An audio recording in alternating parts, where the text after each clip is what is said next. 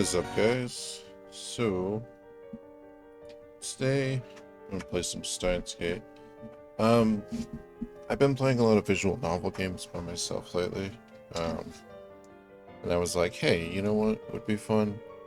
Let's play one on the stream. And I love the anime. Always wanted to play through this game. I'm thinking. Here's the thing. I'm thinking if I get a bad ending, I might start over, maybe make a save, and try to get another ending. I don't know yet, but let's just have fun. See where it goes. Everything is coincidence. But even coincidence is part of fate's design. I'm not losing it. I'm perfectly sane. What I speak now is the absolute truth, not some childish fantasy. No matter how trivial something may seem, it has the potential to shape the future. Have you heard of the butterfly effect? If not, look it up. Then you'll understand how careful you must be.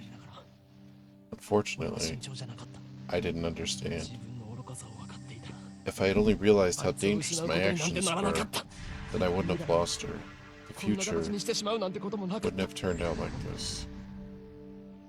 But how could I have known?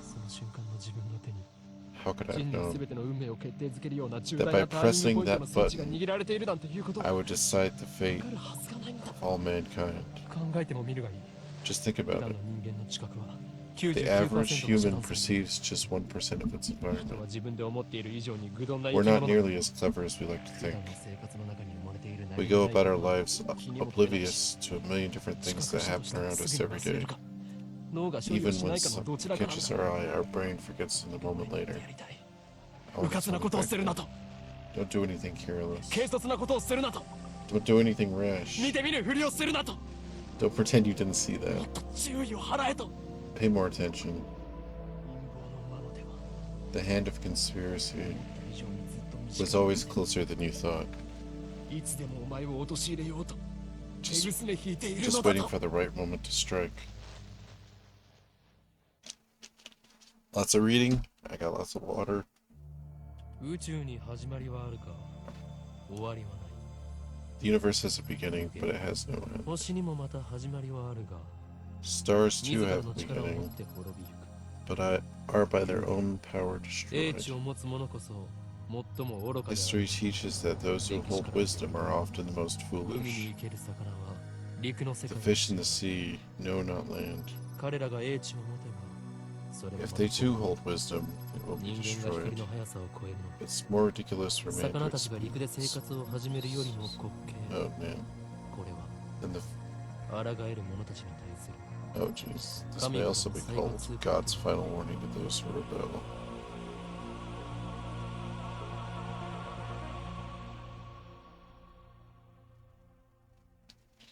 Yeah, I'm a big Steins Gate fan. I never played through the game. I don't know why. I'm gonna turn this down just a bit for both of us. Hold on. When it does that, it knocks me out of the screen. Just because I'm gonna be reading. That was probably annoying me reading over the Japanese. Hey, what are you mumbling about? There's no sound from the phone against my right ear, only silence. I'm baking in the summer sun. Sweat slowly slides down my chin and drips onto the asphalt.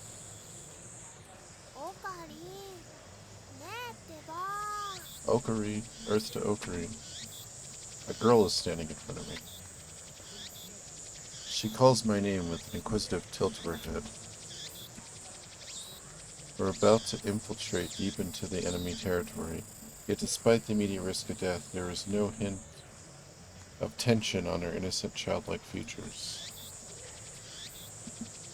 I cover my phone's mouthpiece and turn to the girl with an index finger to my lips. You talking to someone? I nod and I put the phone back in my ear. Still no sound from the other side. My contact is wise to maintain silence. The whole area could be bugged. No, I was just talking with someone. Everything's fine. I'm about to infiltrate the assembly hall. Still no reply. Looks like they just want my report. It's too dangerous to waste time talking here anyways. Yeah, Dr. Nakabashi got the jump on us, but I'll make sure he tells us everything.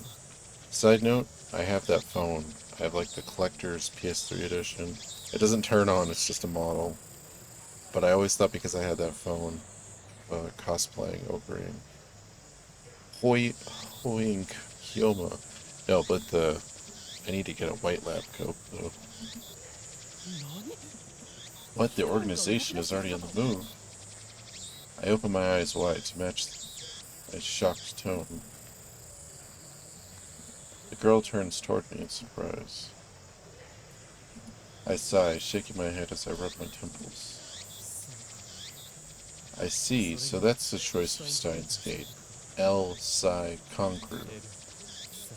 I speak the parting words, then pocket my cell phone. Steins Gate. Some note as fate. To others, it's the will of God. You could count on one hand the people in this world aware of its true nature. In any case, we should begin the infiltration. I advance towards Radicon, which is just across the street from the train station. Of course, this is enemy territory. I can't just stride through the front door like an average person. I bypass the elevators and escalators and head to the 8th floor by the stairwell. But I only make it to the 7th floor before I have to stop and rest. Who was that on the phone?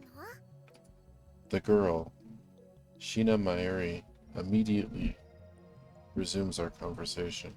She followed me all the way here, and she isn't even short of breath. I, on the other hand, am gasping for air with my hands on my knees. Who would have thought an 8-story building would be so tall? I turn to Maeri while wiping the sweat off my brow. If I told you, I'd have to kill you. Oh wow, thanks, Ocarina. Maeri smiles happily and doesn't pry any further. As always, she's quick to understand my position. We've known each other since we were both little. Maeri is 16, 2 years younger than me, so she's more like a little sister than a typical childhood friend. I've been looking out for her as long as I can remember. I used to hope that Maeri might become the key to Steins Gate, but now I've reconsidered. Hey, what's up, Tribble? How you doing? You couldn't see me, but I saluted you. Just playing some Steins Gate. I don't want that terrible fate for her. She should live a normal life. That is my present wish.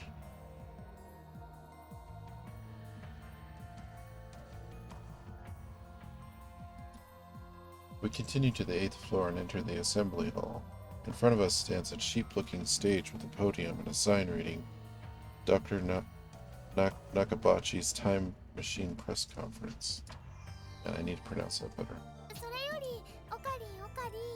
Ocarine.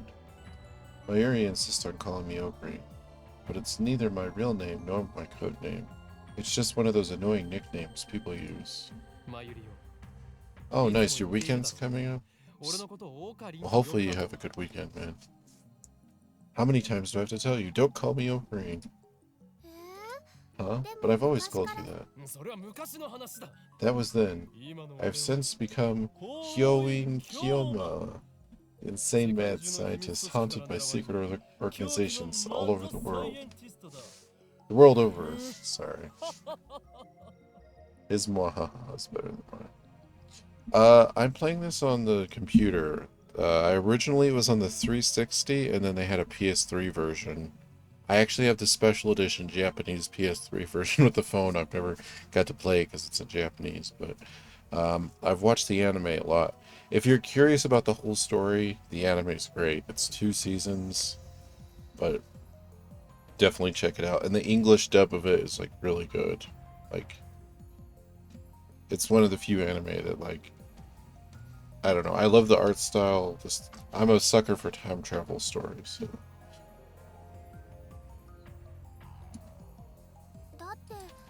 But that's too hard to remember. In any case, Hyoin Kyoma is my true name. And besides, it doesn't even sound like Okabe Rintaro. You're weird. Cease your foolish laughter. Okabe Rintaro may be my real name, but I've rejected it for it is stupid. And so I also hate the derivative okering. Come on, it sounds like that elf boy's blue pipe thing. So, Okring, can I ask you something? In one ear and out the other. She's been calling me that for 5 years now, so maybe it's time to give up. What are we doing here? Wait, you followed me here without knowing why? Yep. She nods without dropping her smile. We're here for Dr. Nakabachi's press conference. I'd like to watch more anime, making time for such as... Yeah, there's a lot of... I know how that is with time and stuff. We're standing in the assembly hall on the 8th floor of Radicon. It is here that the conference will be held. Dr. Nakabachi is an inventor. He appears on TV from time to time, but has a few patents under his belt. But mostly he is treated as a curiosity. Press conference. But where are the reporters? Mayuri's right. I've scanned the entire hall, but there's no one who looks like a reputable reporter or cameraman. There are only about 10 of us standing in the hall, including me. Considering Nakabachi's moderate media presence, and the fact that he claims to have invented a time machine, I would have expected more. Could this be the organization working its twisted influence? Yeah, the good thing about the anime is season 1 is like 12 episodes, and season 2 is like 10 or 12 episodes, so it's not one of those that's like super drawn out. Could this be the organization working its twisted influence? I twist my lips into a sneer. I thought that Nakabachi was like me, a scientist fighting to overthrow the organization. But this press conference suggests other motives at work. Our enemies won't miss this chance. I'd prefer not to get wrapped up in his mess. Nevertheless, I'm interested in what he has to say. That's why I'm here, blowing an afternoon on my precious summer holiday. Oh my gosh. Mayuri ponders my utterance for a while before finally turning her head. He wrapped something. Is it his birthday too?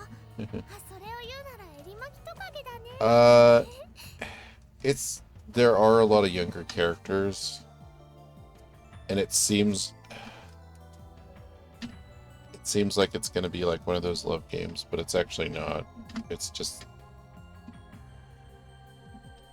it kind of has like the feel, like text-wise, a lot of that stuff, but like it's just a really good story and art and everything, which is the cool thing about it. And a lot of the characters are really cool.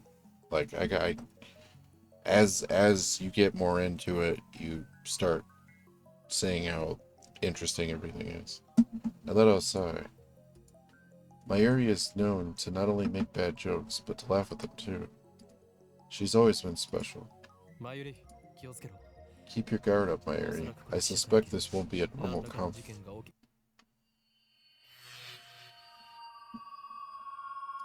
I didn't even finish my sentence. Are we under attack? Are they trying to fry our brains with electromagnetic waves?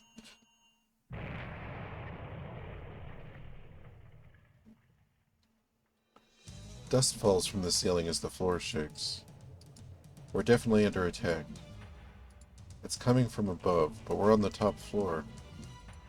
All that's above is the roof. An earthquake? Is it magnitude 2? What does magnitude mean again? No time to deal with Mayuri's confusion. Something's not right about this. I bolt out of the conference hall and run up the stairs to the roof, ignoring the no trespassing signs in the way. In my way. Sorry. The door is open. Upon inspection, I realize that the lock has been broken. I open the door and see a billowing cloud of black smoke. There's some kind of phosphorant dust sparkling in the air. An explosion. I can't believe it. Was there really an explosion? My heart is racing. Damn, I don't know what to do. Should I run away? Why an explosion? Terrorists? No, that doesn't fit. I mean, how do you explain that? What the? A strange machine is sitting in the middle of the roof. It's huge, maybe 3 meters tall, looks kind of like a satellite. Did that thing cause the shaking just now? Who put it here? Was it Dr. Nakabachi's? Is this part of his presentation? Impossible. Even if it were the case, how the hell would he get up here? My head is bursting with questions. As I search for the courage to approach the machine, a throng of reporters and building staff burst onto the rooftop. They look just as confused as I am. Please stay back, everybody. And then a woman who I assume is a staff member appears to wave us back. The press conference will proceed as scheduled. Is she trying to hide something? Her response was unusually quick, almost like she's trying to keep me away from that device. I've got a nose for conspiracies, and this stinks of a cover-up. What are they hiding? What was the explosion? What was that explosion, sorry? I want to know, but I shouldn't risk getting any closer. I turn and leave. Hold on, I'm gonna get a drink of water.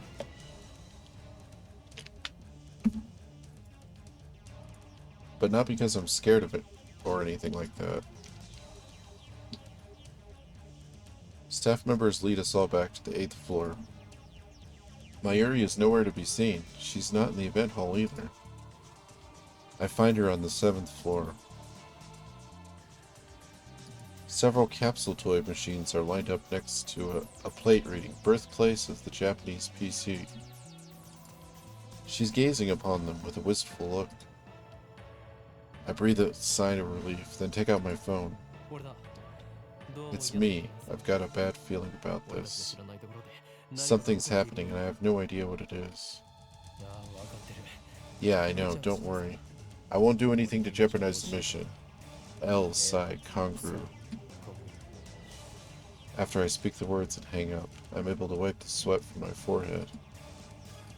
My sweat is cold. Half of me hopes something will happen. The other half fears the same thing. I put away my phone and look back at Mayuri. She's still staring at those capsule toys. She doesn't seem to be worried about the explosion at all. I can't decide if she's level-headed or just airheaded. What are you doing? Hmm? Well, I really want a Upo. Just as I thought. Mayuri points to a capsule machine. The sign on the front says, Raynet Keikaru 3D Character Doll Series. Raynet Keikaru is a popular anime series with its own card game spin-off. Raynet Access Battlers. They even hold international tournaments. Koopa is the series' mascot character. It resembles an elliptical egg with limbs sticking out, like some kind of deformed dog. It's what they call an ugly cute character.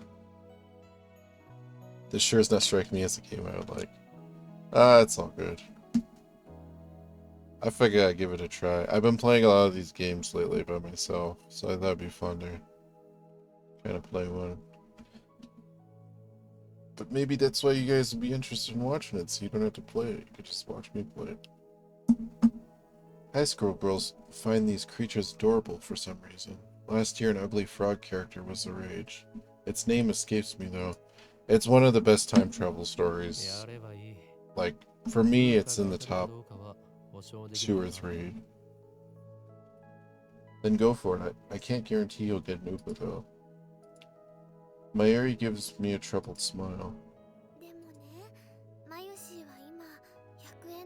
Mayushi's all out of 100 yen coins. Yeah. Mayushi is what Mayuri calls herself sometimes. According to her, it's supposed to have a star at the end. But who really cares? So can I borrow 100 yen, please? She holds her hands out with what looks like a look like a begging puppy. Oh my gosh. Looks like she was planning this from the very beginning. Well, at least she didn't say gimme. Do you think it's that easy, Mayuri? You'll get no money from me. Instead, I'll show you just how harsh life really is. I pull out a 100 yen coin, set it in the machine slot, and spin the lever.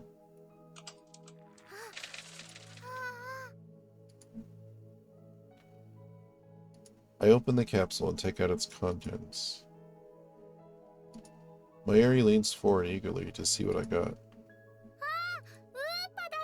It's an Upa, and it's a metal Upa. Is it rare? Super rare. Super.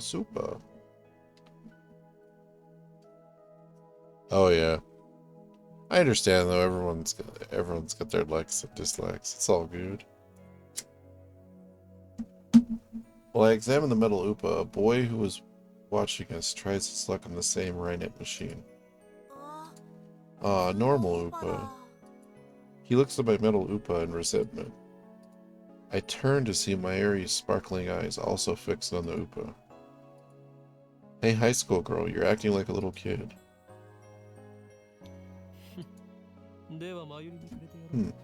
I give this creature of metal to you, Mayuri. Honestly, I don't want it. Really? Are you sure, Ocarine? The name's Hyoin Kyoma. Oh, thank you, Ocarine. Is she doing it on purpose?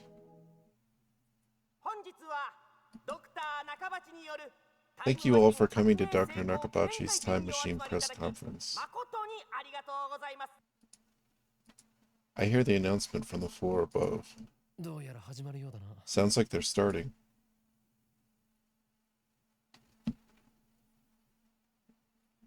I head to the stairs, but Mayuri doesn't follow. Let's go, Mayuri. Just a sec, I gotta write my name. She's preoccupied with the metal Upa. I go on ahead.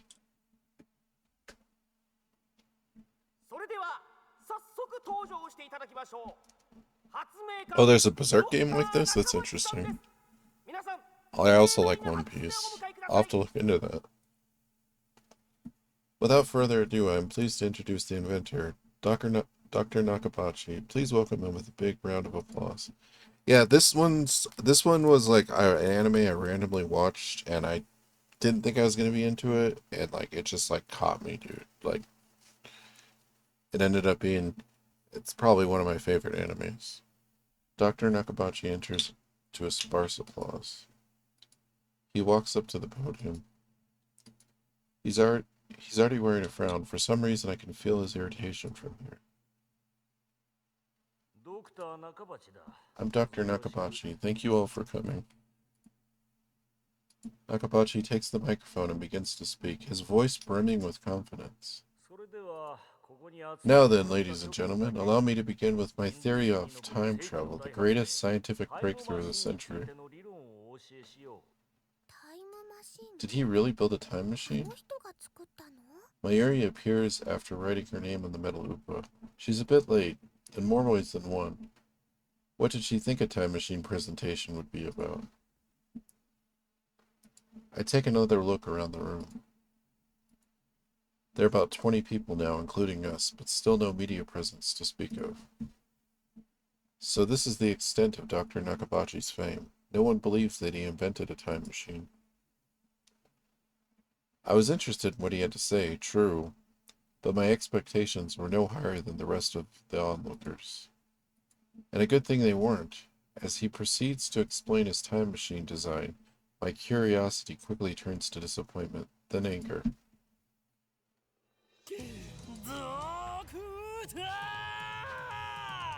Doctor! My roar silences Nakabachi and draws the eye of every person in the room. Do you take us for fools? Who the hell are you? Who the hell am I? Someone who knows you for a fraud, that's who. This is the start of the game. It's the first 25 minutes or so in. How you doing, Limestone? One Piece Pirate Warriors is the full name of the other. I'll have to check that one out too. I love these type of games. I just don't usually stream them. I play them by myself. This one I've watched the anime of, but I haven't played. But I've been playing some of these recently, and I was like, because I love the anime so much. I was like, I should actually play through the game this time. So I'm kind of cheating a bit because I know the story, but apparently the game, well, the game already has, there was already one thing that was different than the anime. You stole your theory from John Teeter and you call yourself an inventor? Someone throw this man out.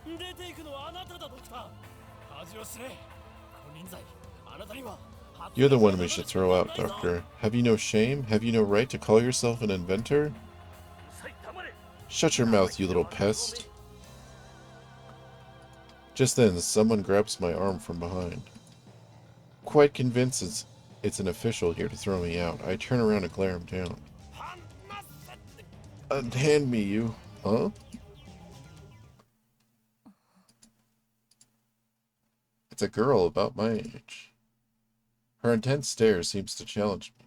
I take a step back. Her face looks somehow familiar. Where have I seen her before? Ah, we haven't met yet, but I know her face. A long time ago. Yeah, it's a good one to rewatch. It's Makase Kurisu. Sorry, I know I'm butchering that. Makase Kurisu. A few days ago, my friend Daru showed me a magazine article titled Girl Genius Gives Lecture in Akihabara. The article was about a 17-year-old girl who had just graduated from an American university. Her thesis was even published in a major scientific journal. A galaxy far, far away. Hell yeah. Girl Genius, Makise Kurisu. I recognize the stubborn girl from her photograph. She's even wearing the exact same skull. What business could such a genius have with me? She takes a quick look around the room, then turns back to me with a stern expression. Could you come with me for a moment? What's with the attitude? She's obviously not staff, and there's no way that Makise Kurisu would be working with someone like Dr. Nakabachi. Which means, no, you're with the organization. Huh? If their tendrils have gotten this far, then I made a grave mistake.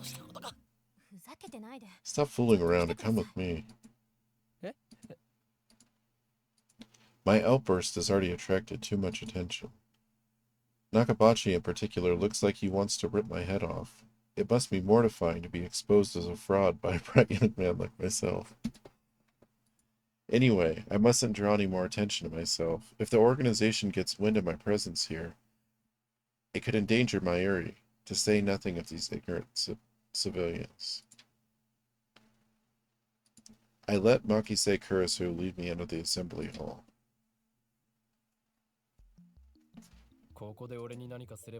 Try anything, and people are sure to notice. What will your superiors say then? What are you talking about? She glares at me, quite fiercely at that. Attractive though she may be, there is no innocence in her eyes. A beautiful agent, unmatched in cruelty. My heart beats in exhilaration from the danger. Looks like chaos really does get my blood pumping. I just need to ask you something. What makes you think I'll answer? I know how the organization operates. What's with this organization stuff? Instead of answering, I take out my phone and put it to my ear. Oh, you're good, Triple. It's me. I've been caught by an organization agent. Yes, it's Makise Kurisu. She's a dangerous one. No, it's fine. I'll find a way to.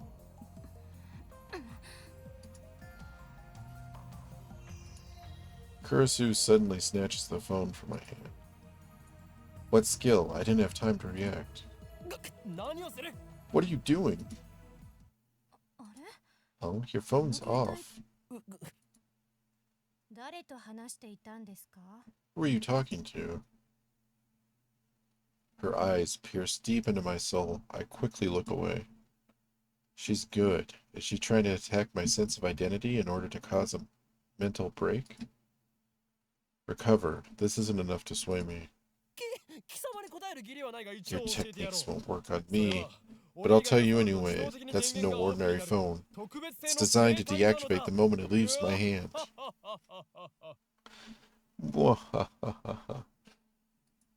I'm not good at fake laughing, but I will try.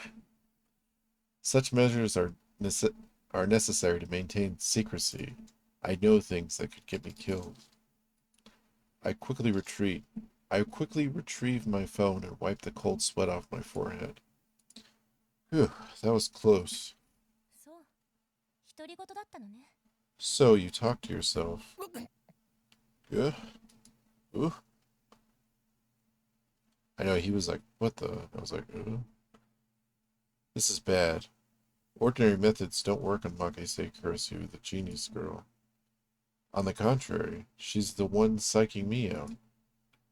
Damn, looks like I'll have to make a tactical retreat. If I can just find an opening.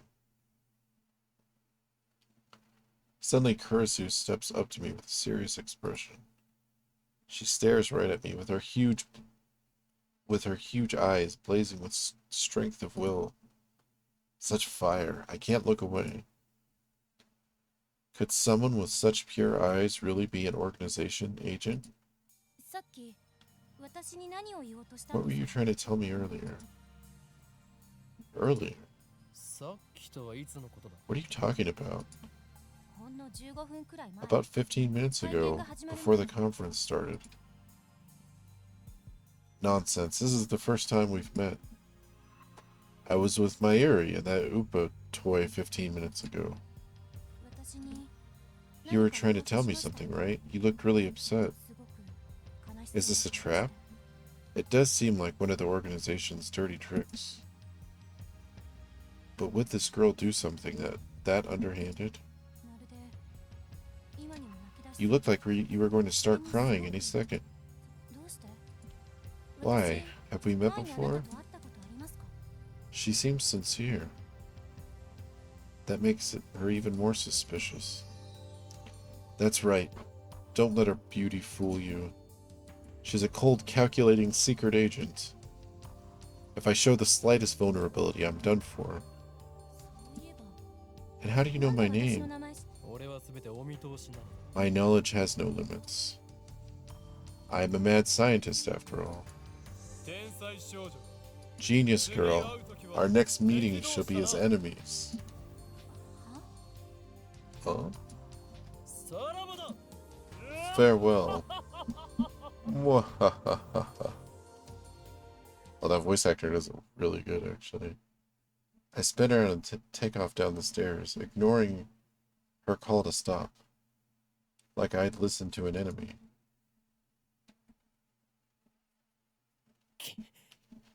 Damn, the organization. They must be serious if they're sending in ancient agents like her. I run away all the way down to the 4th floor and check behind me. Once I'm convinced Makise Kurisu is not tailing me, I sigh while rubbing my temples. But I can't let them capture me yet. Well then, what do I do now? My mission was to attend the conference and evaluate Dr. Nakabachi's research. Now that I know he's a fraud, there's no real point to going back. I guess I'll just go home. But wait, aren't I forgetting something important? Let's see now, what is it? Damn, I left Mayuri behind.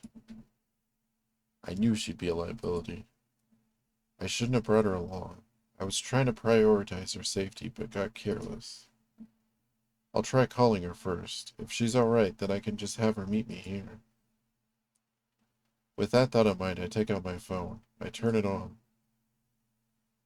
And it rings just as I do. An email. It's not just a regular email. There's a video attached.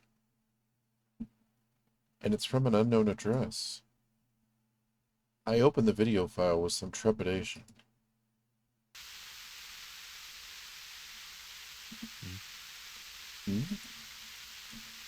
There's nothing but noise.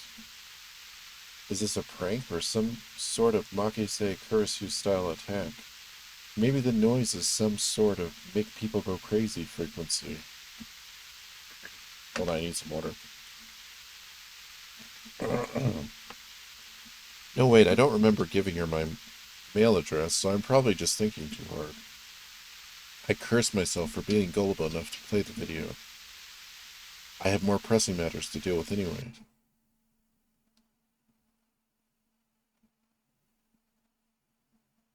I stop the video and call Mayuri's phone from my address book. Damn it, Mayuri. Why won't you pick up? Looks like I'll have to go back to the assembly hall. But things will get messy if I bump heads with Makise Kurisu again. Wait, don't tell me. Did that female fatale kidnap Mayuri? Damn you. Is that how the organization operates? Leaving without Mayuri isn't an option. Call me overprotective, but she's like a little sister to me, and there's a very real danger that she might wander off somewhere the moment I let her out of my sight. Mayuri's always been like that. I never know if she'll be there when I turn to look. In a sense, that's why I became Hyoin Kyoma. I have to go back for her. The thought of climbing back up to the 8th floor is depressing, but I have no choice. When I get back to the assembly hall, Dr. Nakabachi's conference has just finished. Nobody is on the stage, and the phony inventor has already left. The 20 or so members of the audience are starting to pack out. I soon find Mayuri. She's in the corner, looking lost. But at least she wasn't kidnapped. Even better, I don't see Makise Kurisu anywhere. Looks like I scared her off. So be it. I'll let her go this time. Still, I keep my eyes peeled as I run up to Mayuri.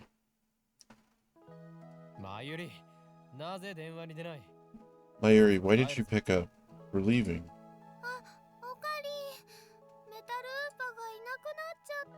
Ocarine, my metal Oopa ran away. She turns to me with a forlorn expression. Forlorn means sad, Jason. Is this forlorn? I'm sorry, it's a home movies joke. Ran away. What? It's alive? That's a little hard to believe. I think I dropped it. I see, so she was looking for it. Not like it really matters. Forget about it, you can always get another one. No way, metal Oopas sell upwards of 10,000 yen online, you know? Wait, what? That toy was worth that much? Think, Mayuri, where did you drop it? I don't know. That's why I'm looking. And even if I did find it, we can't sell it, okay? Well, that 10,000 yen will fund my research. I said you can't sell it. It even has Mayushi's name on it. Thus begins our search for the Metal Upa.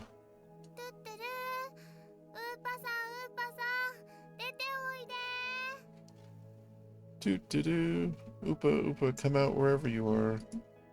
I used to have that as my notification on my phone, the doo-doo-doo from the anime. I don't know. It's catchy. It catches on. It gets in your skull. Mayuri tries calling its name. I don't know if she truly expects a response. By the way, doo-doo-doo, it's Mayuri's catchphrase. It means actually. I've never bothered to ask what it means. Anyway, the metal Upa is nowhere to be found. Maybe she didn't drop in the assembly. She didn't drop it in the assembly, but on the 7th floor landing near the capsule twin machines. Another possibility is that someone with an eye for rare items pilfered it. Just imagining the smug grin on that person's face makes me writhe in envy. What kind of man steals a helpless girl's toy? Is there nothing in his heart but the lust for money? Sounds like you, Ocarine. Whoa, wasn't expecting that from Mayuri.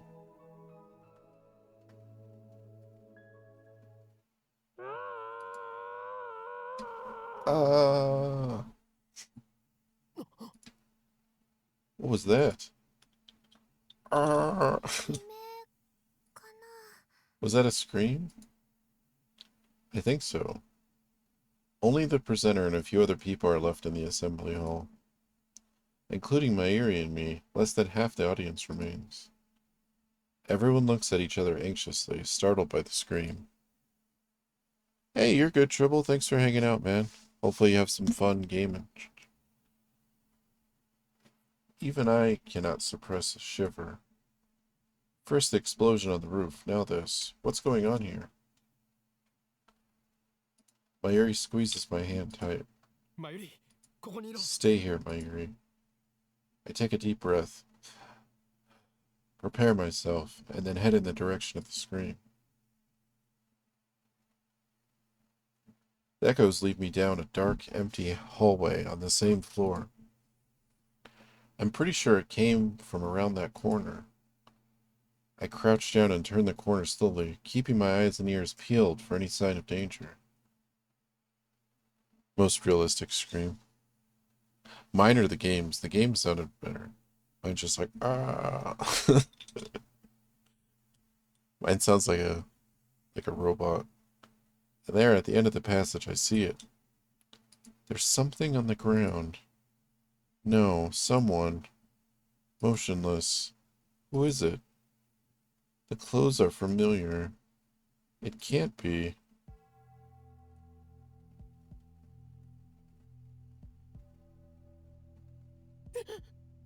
What? Makise Kurisu. Her face is turned away, but I know it's her. The impertinent genius girl I just fought with 10 minutes ago is now face down in a pool of bright red blood. She's dead. No. But why? Suddenly I realize that I'm shaking. I want to run. Run away. I shouldn't have come. Endangering the mission, I shouldn't have come. This is wrong. Someone killed Makise Kurisu. There's no other explanation. Who would do such a thing? There's no one else here. I can't do that. That's like a terrified, like, I don't even know how to, I don't even think I would. Oh, well, thank you. I don't even know how I would, because I've never had that kind of reaction. I guess, something like that. I twist around in shock. Some other men have followed me, and every one of them is ghastly pale. They must have seen the body. Call the police! A man cries out in panic at this, everyone else screaming and running away. I follow them, of course. There's absolutely no reason to stay here. Concern for Makise Kurisu is superseded by my instinctive urge to flee. When I get back to the assembly hall, Mayuri is waiting for me with tears in her eyes. What happened, Ocarine? We're leaving. I grab Mayuri's hand and run. I race down the stairs, trying to drive the image of Kurisu's dead body from my mind. But I can't. The redness of her blood is burned into my mind, more than the sight of the body itself. That was my first time seeing a dead body. Is that what it's like? When I realized that she was dead, I felt chilling terror and a surge of nausea. But that was all I felt, fear and disgust. Shouldn't there be something more? I guess I just didn't know her that well.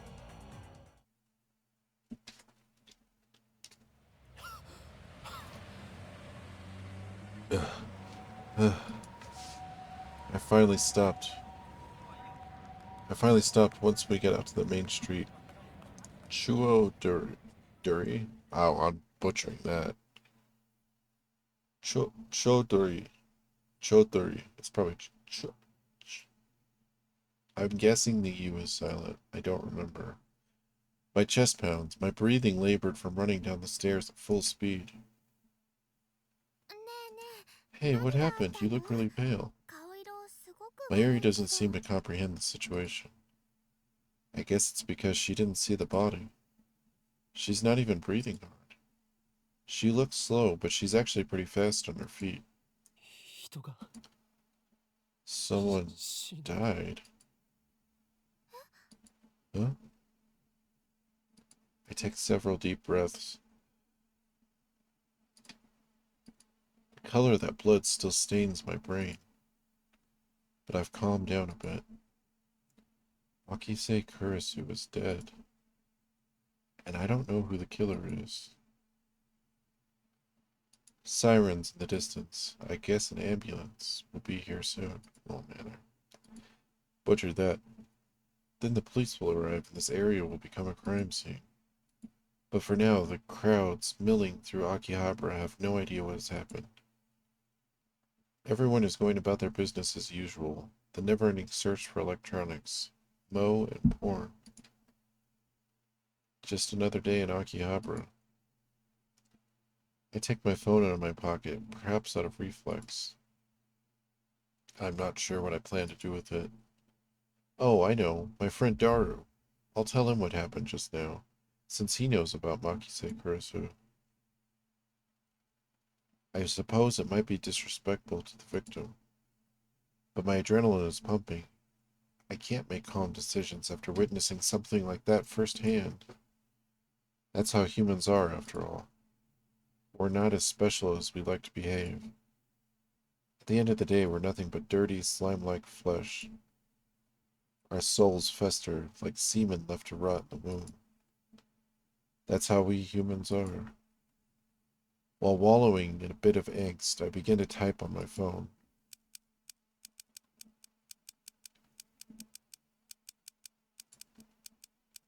Someone stabbed Makise Kurisu. Looked bad.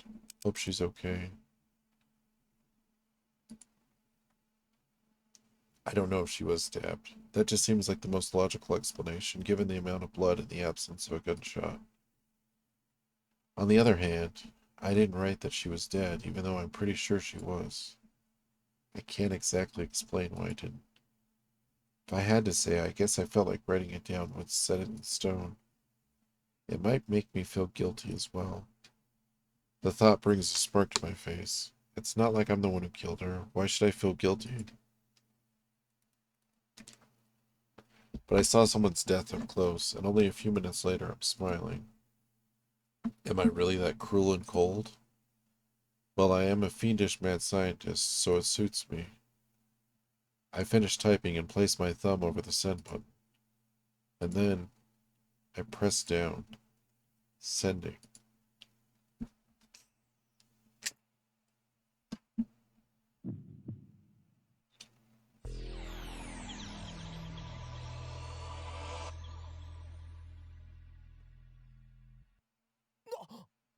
What?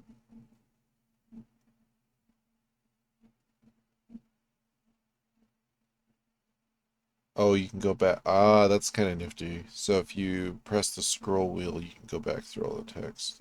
That's cool. What was that? Wait, look around. They're gone. Summer break. Noon. The busiest street in town. Just now, thousands of pedestrians vanished into thin air. Is this a dream? Am I hallucinating? I don't know. But they're gone. I saw them vanish with my own 2 eyes. I stand petrified, speechless, and alone on the empty street. Desperate to find someone, anyone, I look up.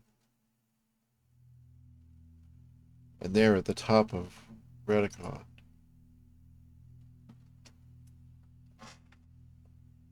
sticking out from the 8th floor event hall where we just were, is a crashed satellite.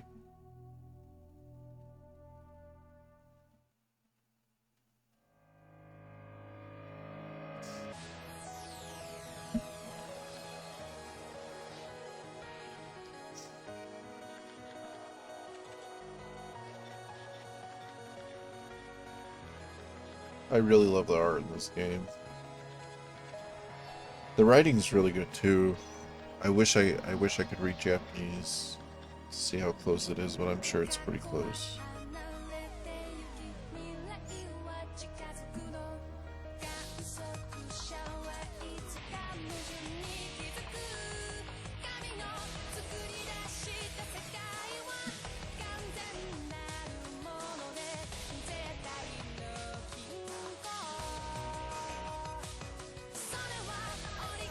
I watched this anime a long time ago because I was looking for animes for my anime club that I started. And I suggested it so many times, we never watched it, but I was like telling everybody, I was like, no, we gotta watch this anime, it's really good.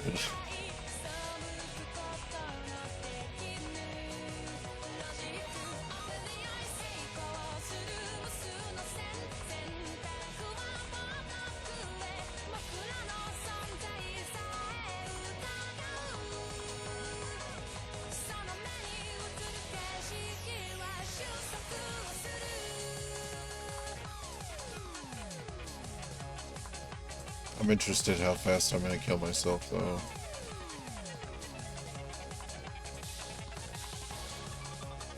I don't remember all the decisions from the anime, but I think it's already different, so...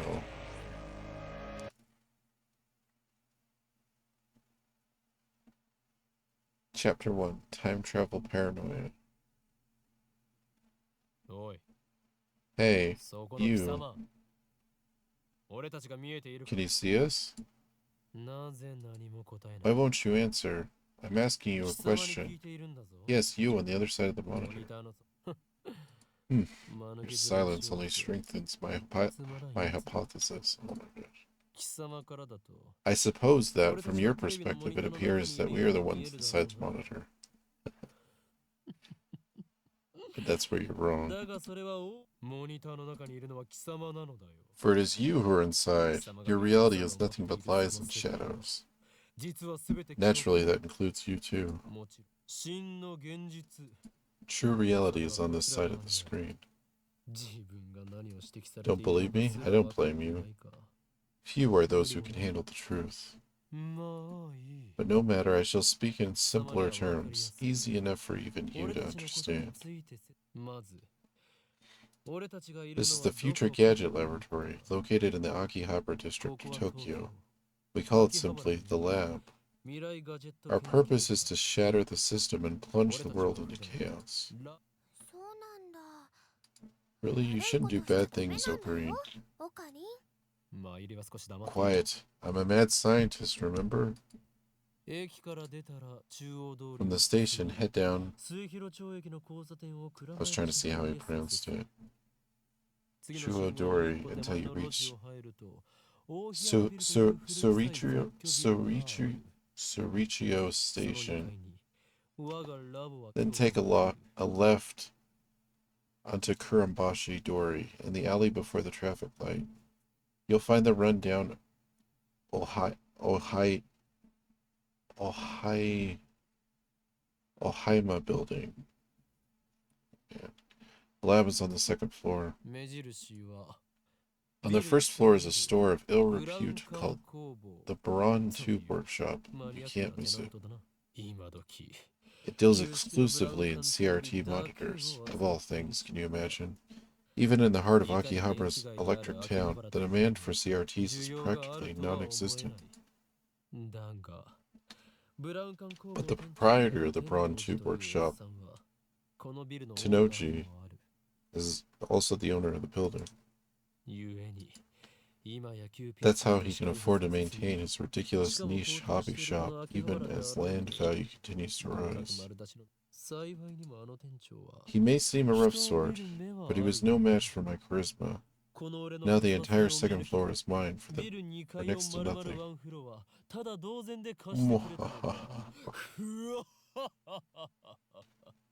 God, he gets so deep.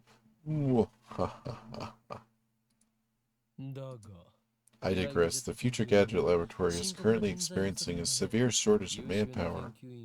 We welcome dedicated scientists from all fields to apply. At present, our researchers are... Ocarine, you've got to say lab beams, not researchers. Lab mems. Why did I say memes? Our lab mems. Laboratory members are 3. I'm the founder of the Future Gadget Laboratory. Lab mem number 001. The insane mad scientist. Hyoin Hyoma. Ocarine is cuter though. Next we have a resident cosplayer, the only female member. Lab member 002. Shina Mayuri.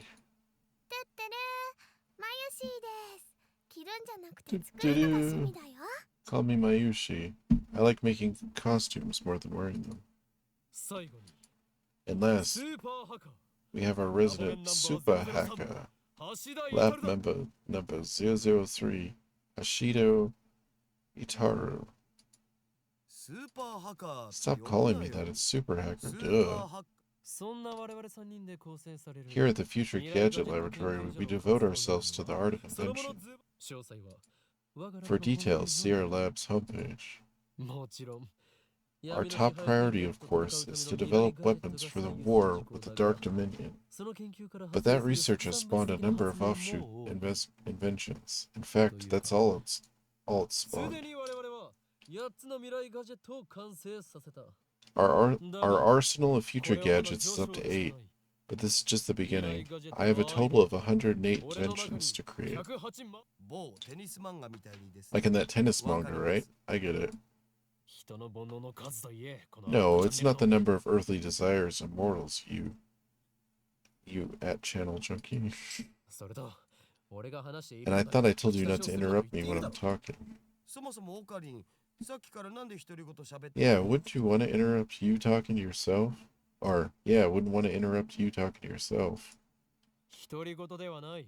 I'm not talking to myself. Can't you see I'm talking to the person behind the monitor? Ah, he just grinned. What are you grinning about, damn you? You don't even exist outside that monitor. Just say don't look at me. I don't think that's gonna work. It appears our attempts to communicate have failed.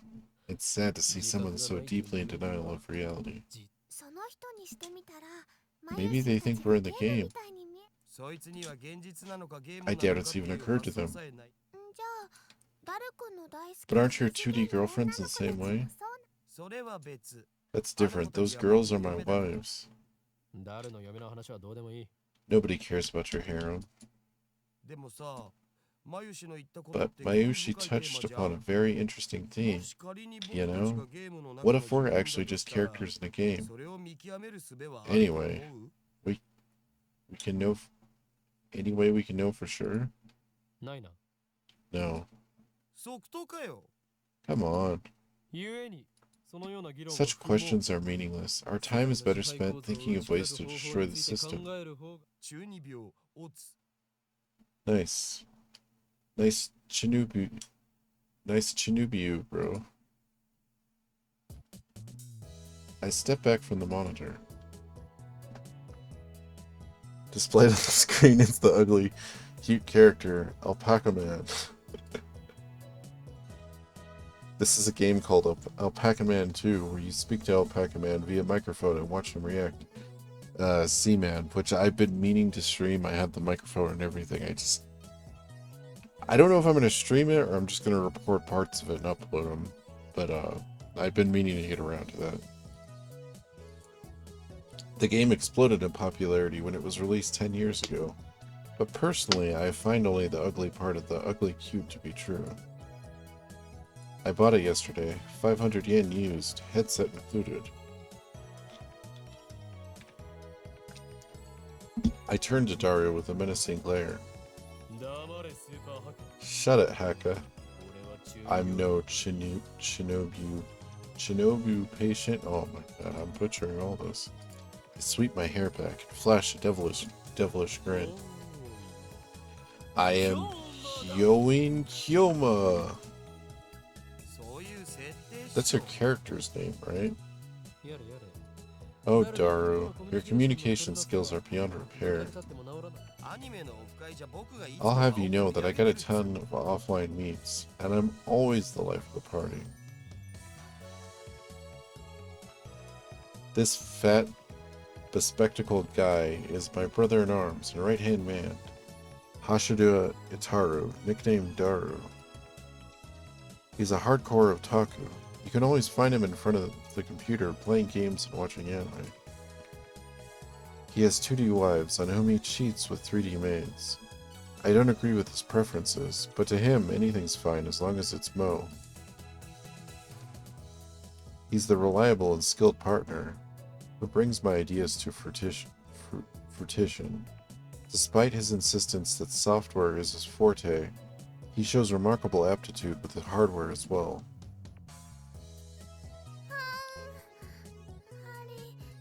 Oh, the needle bit my finger. Over here, nursing a pricked finger, we have Shina Mayuri, a 16-year-old high school student. If we can believe it, I've known her since we were both small.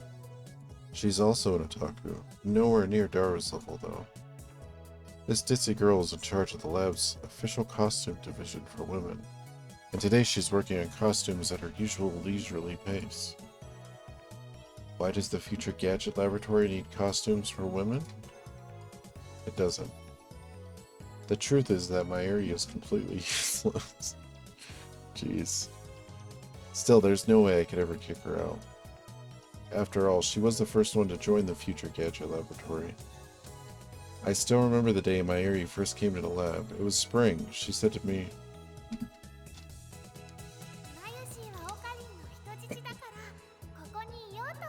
Mayushi is Okarin's hostage. I belong here. Oh my, hold on.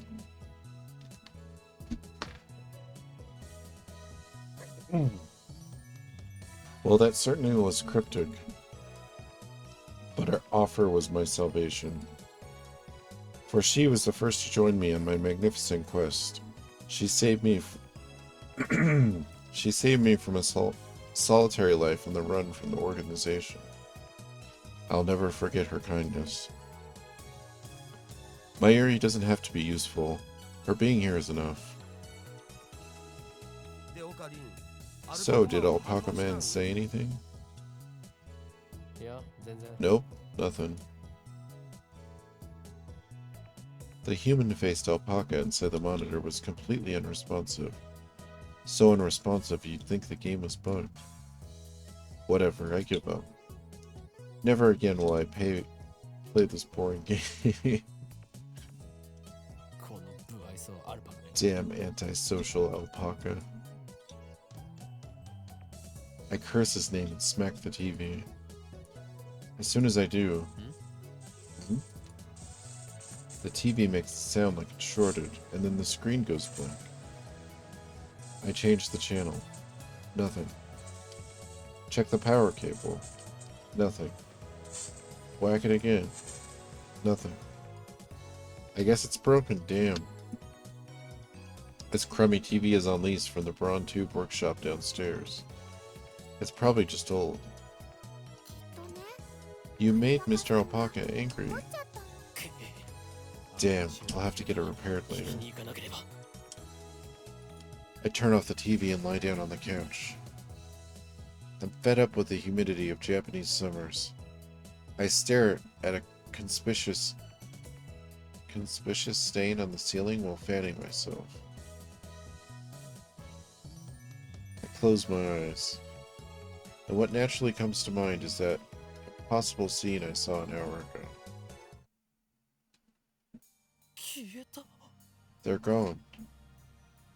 As I left Radicon, everyone vanished before my eyes. I can't explain it. And it wasn't just the people on the street. The people in the store is gone, and the restaurant is gone. Even the cars vanished, drivers and all. And it all happened in the blink of an eye. Suddenly, an empty city spread before me. I could still hear the music from the stores, but those catchy melodies were the only sounds of life remaining. Heat was rising from the asphalt in waves, but I felt only a cold chill down my spine. I just stood there, breathless, until... What's wrong? Mayuri's voice brought me back to reality. Mayuri had disappeared. She was right there looking at me with questioning eyes.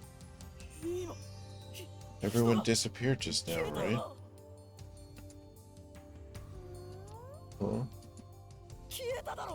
You saw it too, right? Just now, before your very eyes. Panic took hold as the enormity of what just happened struck me. Unable to control myself, I grabbed Mayuri by her slender shoulders and shook her. Did you see it, Mayuri? You saw it, right?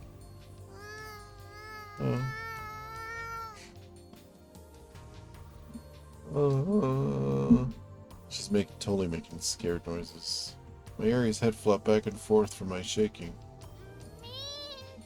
I didn't see anything.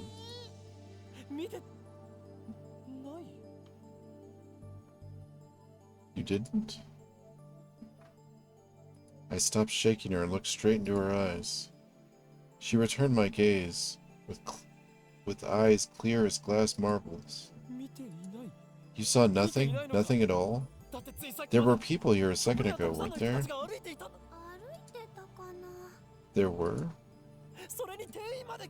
Even the store employees are gone. That's impossible by any measure. Of course they are.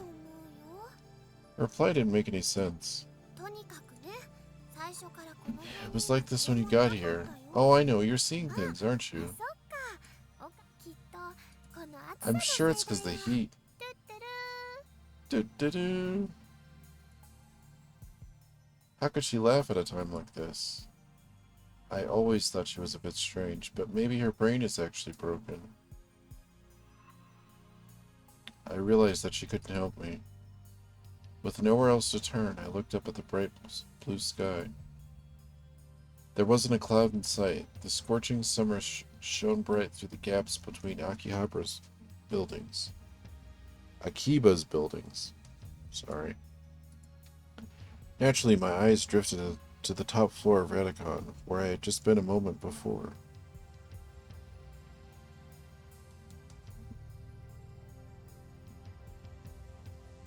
There it was, an enormous machine like some kind of satellite embedded in the roof of the building where not 5 minutes before I had found Makise Kursu's body in a pool of blood. What happened to her? Just before everyone disappeared, I could have sworn I heard an ambulance siren. Makise Kurisu might still be in that dark, narrow passage, cold, bloody, and alone. The thought disturbed me, but the question at the forefront of my mind was, what the hell is the satellite doing here? Right before Dr. Nakabachi's presentation, the building shook like a bomb and exploded. The roof door lock had been broken, and beyond it, someone had placed a satellite-like machine, shrouded in smoke and glowing dust.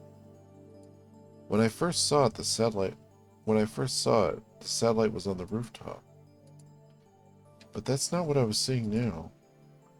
This satellite had penetrated the top floor of the building, obliterating the room where Dr. Nakabachi's press conference had been held.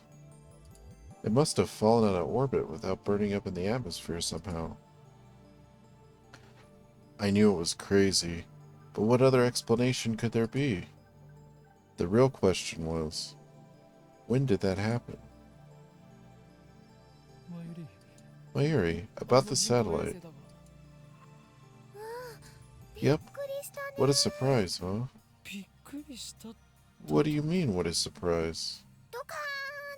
It made a huge kaplow sound. A huge kaplow. It certainly did make a sound. But I don't think it was kaplow. I'd say it was more like zzzz. Did that satellite fall out of the sky? Did it? Do you think any aliens were on board? Had I lost my mind? What I had seen didn't match at all with what Mayuri was saying. Suddenly, nothing seemed real. Had I dreamt it all? Hey, you two. Just then a uniformed policeman ran up to us, his expression stern. What do you think you're doing here? This area is off limits. You have to leave. We're sorry. First, my good man, let's call you Officer. Officer A. I have one question. Officer A. Thousands of people just vanished. You saw it too, didn't you? What are you talking about? Get out of here. I was quickly losing confidence in my own memories. I decided to tell him about Makise Kurisu and get him to call an ambulance, but before I could... Look, I don't have time for your nonsense. The policeman took me by the upper arm and said, no one got stabbed at Radicon. What? How could he say that with such certainty? While I was still trying to comprehend the situation, the policeman forcefully led us away. We were escorted to the UPX and released. There were people at UPX like usual. Actually, there were far more people than usual. The place was packed. Just as Officer A had said, Choudori, Choudori had been blockaded by police, so nobody could enter. There was nothing we could do, so we headed back to the lab. And that brings us to the present. Baffled. Did the whole hour since the beginning of Nakabachi's presentation really happen? I checked online for any news. The net is buzzing about the mysterious machine that crashed in Radicon. All the major stations in Tokyo, even To TV, are running special bulletins about it. Fortunately, it doesn't look like anyone was hurt. But Choudori is still closed off. Akihabara Station is jammed with reporters and curious onlookers. Nobody's mentioned anything about the disappearance. I'm so sorry, I squeezed the water bottle too hard.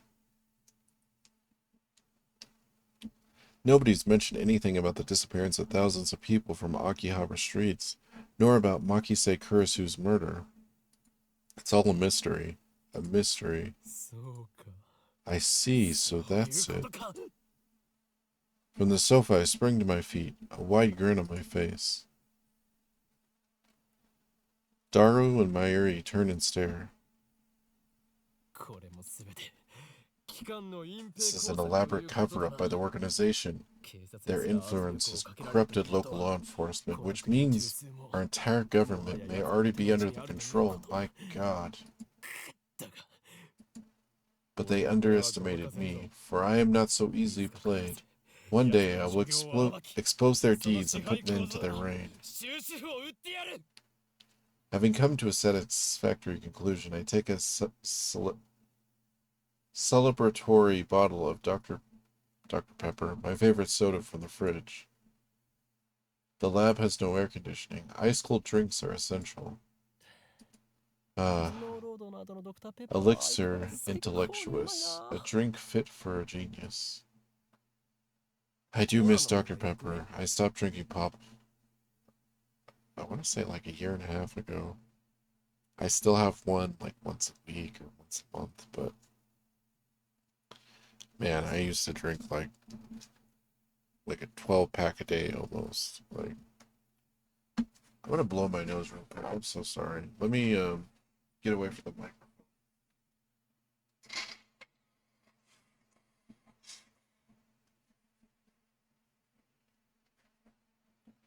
I don't know how to save it in this game either. Is it F1? I'm just curious. Quick save is F8.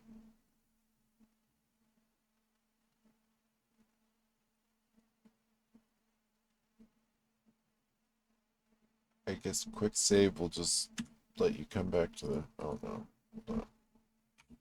Let you come back to the game. Cola's better.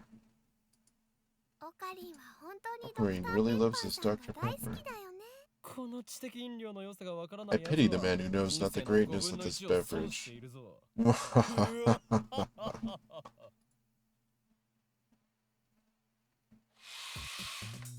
Step through the curtain, dividing its center, and you'll enter the heart of the Future Gadget Laboratory, the development room. Just as the name implies, this is the room where we develop future gadgets. Needless to say, it's strictly off-limits to outsiders. Yes, I know the setup is cheap. I would much rather have an airlock than a curtain, but our research budget is already scraping the bottom of the barrel. Besides, what's important isn't money, it's ambition. I poked Daru and bid him follow me into the development room. All the windows here are weather stripped with packing tape so it's dim.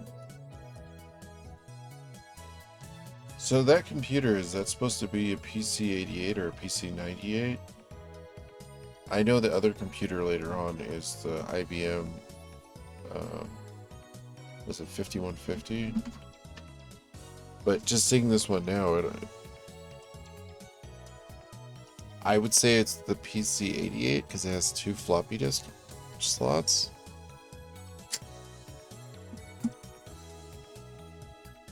And hot, almost like a sauna. I've been waiting to buy an air conditioner for the lab, but there's no money for that.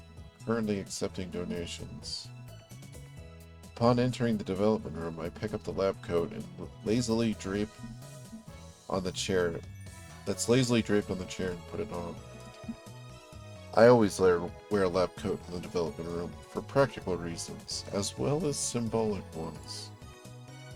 Daru, however, refuses to wear his. Putting it on and taking it off is apparently too much trouble for him. He can't be bothered to do anything that doesn't interest him. It's men like him who give our generation a bad name. His lab coat, purchased from my own pocket money, I might add, just sits on the shelf. It's never been worn and probably never will be. Daru, is the plan progressing smoothly? What plan? Daru gives me a blank look. I sigh and turn his attention to the table in the middle of the room. Sitting majestically on the top of the table is a commercial-grade microwave oven. It's significantly larger than the newer home models. The plan is in the plan, obviously. I'm talking about perfecting gadget number 8. Oh, that. How's I supposed to know what you meant? We've known each other for what, 3 years now? We went to high school together, and now we're going to the same university. We share an inseparable bond, like prison cellmates. He's only been a lab member for 2 months, though. We were in different classes junior year, and actually we didn't talk at all, so 2 years. Details. The point is, we've known each other a long time. I expect you to keep up with me here. Nope. Awkward silence. Man, all I wanted to do is have one of those cool cryptic conversations where we talk about plans and preparations and other important sounding stuff, but no one knows what it means to accept but no one knows what it means except us. Shut down again. So are we any closer to figuring out what's wrong with gadget number 8? Not yet. So far, the Future Gadget Laboratory has completed a total of 8 inventions.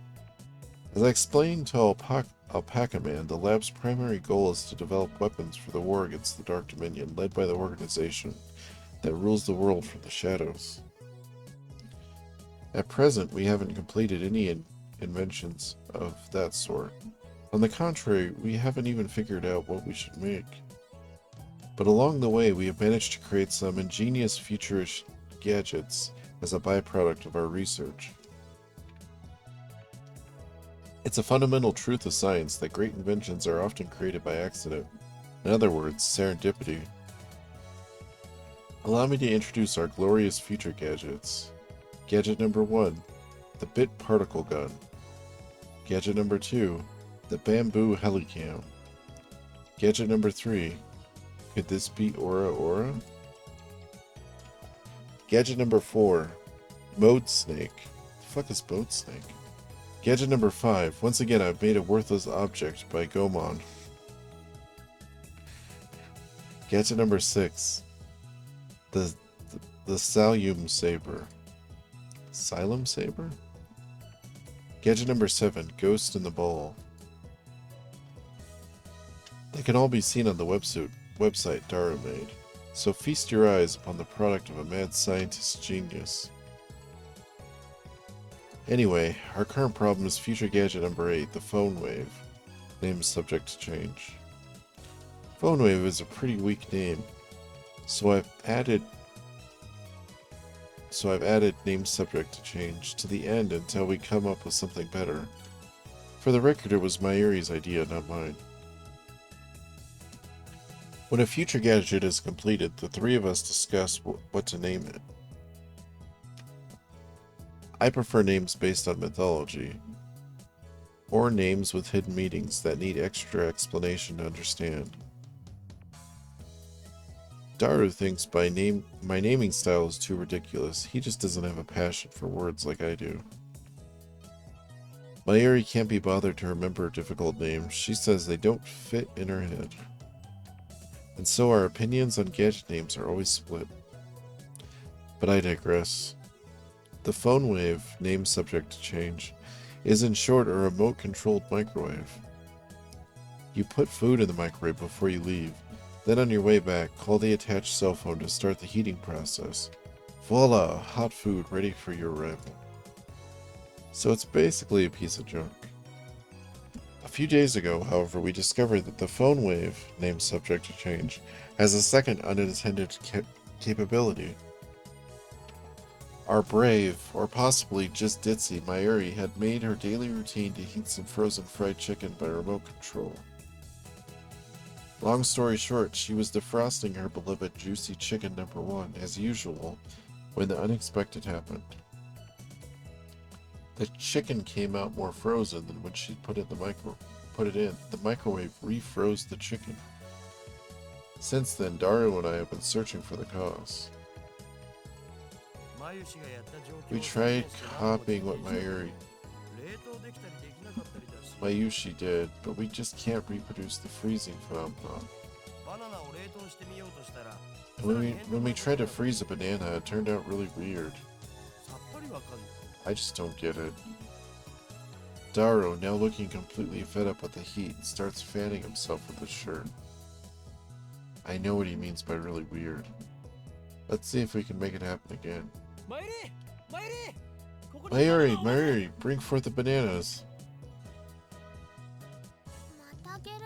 Are you gonna turn them into gel bananas again? That's been bugging me, Mayushi, can you stop calling them gel bananas?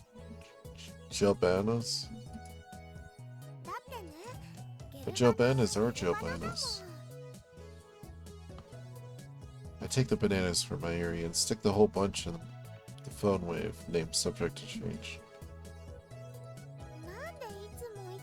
Why do you have to use the whole bunch? It's a waste of food. Your stinginess could cost us a battle with the organization. That's fine with me. Mayushi always buys the bananas, and now Mayushi can't eat a single one. Next time, we'll only do one banana. But I already put the whole bunch in, so ignore her hungry compliments. The phone wave, named subject to change, is simple to use. It's a microwave with a phone taped on. The number is already in my address book. I just need to call the phone wave. Now where did I put my phone? I check my pants and coat pockets. Now where did I put my phone? I check my pants and coat pockets. Now where did I put my phone? I check my pants and coat pockets. Let's press the phone triggers button and call the cell phone and make a call to the phone wave. Name subject to change. It allows to confirm the controller settings from config on the system menu.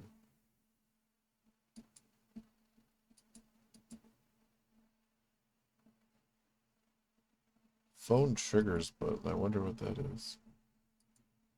Is it this one?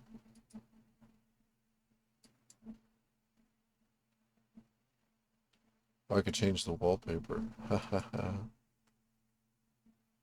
I kind of like the blue one though. Go back. Go back, old phone.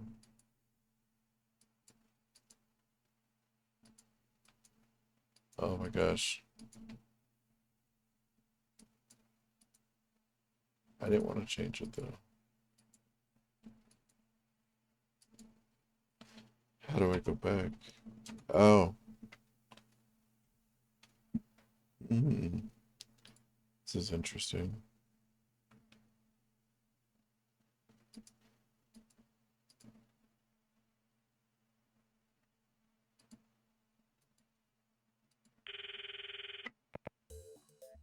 I'm connected.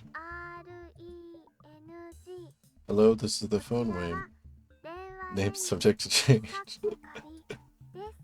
This is the voice of Mayushi Guidance, the system Daru programmed to operate the phone wave. Do you hear Mayushi's voice? Be quiet, I'm trying to listen. You can operate the timer from this menu. After pushing the number button, please enter the heating time in seconds. For example, press number 60 for 1 minute. For 2 minutes, press number 120. Entering the command properly will change the phone wave name subject to change to function like a normal microwave. Instead, we're going to deliberately mess up and enter 120 number sign. That should do it. This method was originally a simple mistake on my Aries part, but it somehow starts the freezing process. The phone wave, named subject to change, comes to life. The turntable begins to rotate. Nice turntable, right? It's even spinning backwards. Backwards? I never noticed that. That might have serious implications if we look at the quantum critical behavior driven by Hund's rule. Yeah, no. Not Hund's rule. No. Okay. hard to tell when somebody's talking sometimes. The three of us wait and stare at the spinning bananas. After 120 seconds pass, the microwave chimes. Mayuri takes the bananas out. Gel bananas are ready. The bananas have become not bananas, gelatinous blobs coated with a thin membrane. After Mayuri discovered that the phone wave, name subject to change, had a freezing function, we attempted to freeze a bunch of bananas. This is what happened. It just gets more confusing each time. Daru, you wouldn't mind eating one of these, would you? Of course you wouldn't. It's for science. Your sacrifice will forever be remembered. They look really nasty. The taste doesn't matter. What matters is that you eat it. So come on, Daru, no need to be shy. Break a leg or a stomach and go for it. No way. Fine, Mayuri, the honor shall be yours. Gel bananas are all goopy, droopy, soft, and squishy. Wait, she already tried one? It had no flavor and wasn't tasty at all. Loopy, droopy, soft, and squishy. Daru, what do you think? Soft and squishy bananas, huh? Soft and squishy banana. Mayushi, say your banana's all soft and squishy for me.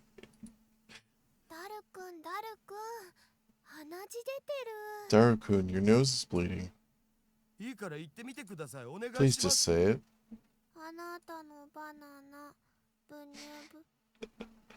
Your bananas are all soft and... Don't make her say that, you perv. Daru retreats after I hit him with the tissue box. Mayuri looks at us with an innocent smile. She doesn't get it, obviously. Anyway. They're gelatinous, a semi-solid state of matter. In other words, there is a possibility that the intermolecular bonds were weakened. What could have partially liquefied the bananas? I've got it. I turn to the whiteboard and write, freezing in the middle, and then I cross it out and slap the board with my hand. What we thought was a freezing function is actually something else. A bold statement if I do say so myself. So why isn't anyone surprised? Now's the time to shout. What you say? Come on, don't be shy. The reactions are pathetically weak. Mayuri probably didn't even understand half of what I said. We already knew that. Oh. The problem is we don't know what it is doing or why it's doing it. If it's really the opposite of freezing, then couldn't it be thawing them? What a silly question, Mayuri. What you're describing is just a normal microwave. Then what is it? We don't know, and that's the problem.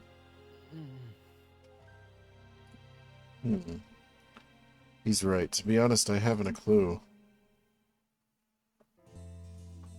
In any case, there's nothing we can do about it now. It's time for Daru and I to head to Daburu.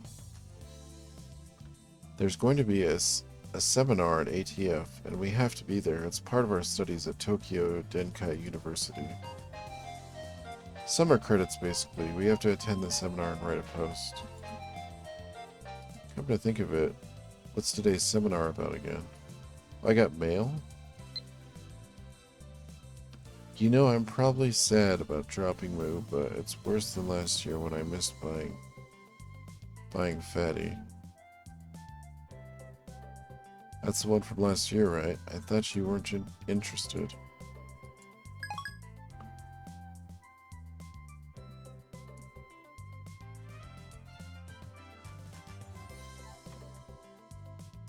Okay. Right mouse button exits the phone, and then clicking on this and clicking the left mouse button uses the features on it. Come to think about it, what's today's seminar about again? I looked it up before the summer holiday began.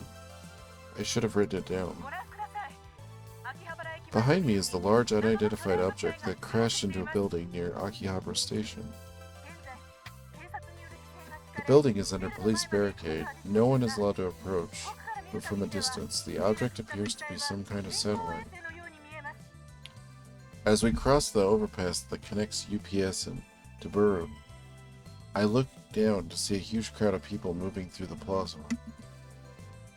There's even some garishly dressed young men and women, the sort you don't usually see around Akihabara. Everyone's walking toward the main street, which is still cordoned off.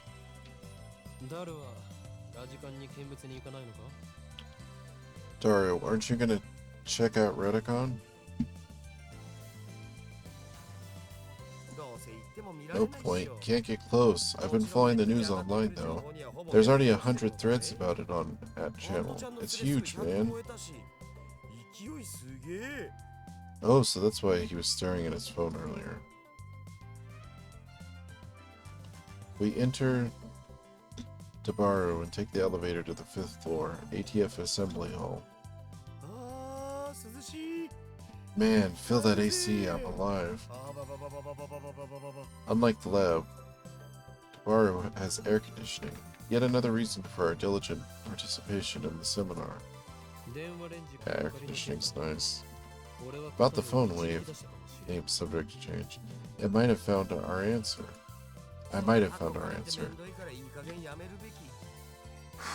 You know, that name subject to change thing is really annoying. I won't give in that easily. Even if no other lab members use name subject to change, I will carry on until the day we decide its true name. Hell yeah. Now's not the time. So what's your latest ridiculous theory? What do you mean ridiculous? My genius brain considers every possibility. Even those a lesser mind would say, break the laws of nature. Don't you dare call that ridiculous. So basically, you're just pulling stuff out of your ass. You can't call that science. Dario, I have a hunch that the phone wave, name subject to change, may be the key to opening Steins Gate. How's that? Steins what? You lost me back at ridiculous, man. A chime signals our arrival on the 5th floor. The elevator doors open slowly. As we step out of the elevator... I bump into someone. I quickly grab the person's shoulder to keep them from falling. I'm sorry. What? It's a girl. And I recognize her. You. Impossible. Chills run down my spine. I stare at her face in disbelief. I saw this girl just 3 hours ago. Makise Kurisu. Is there something wrong?